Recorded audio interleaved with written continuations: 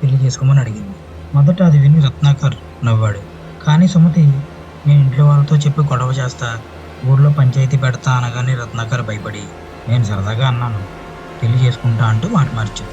నిన్ను పంగోడ్ మధురీదేవి గుళ్ళో పెళ్లి చేసుకుని తమిళనాడు సరిహద్దులో ఉన్న మన కోటలో కలిసి ఉందాం.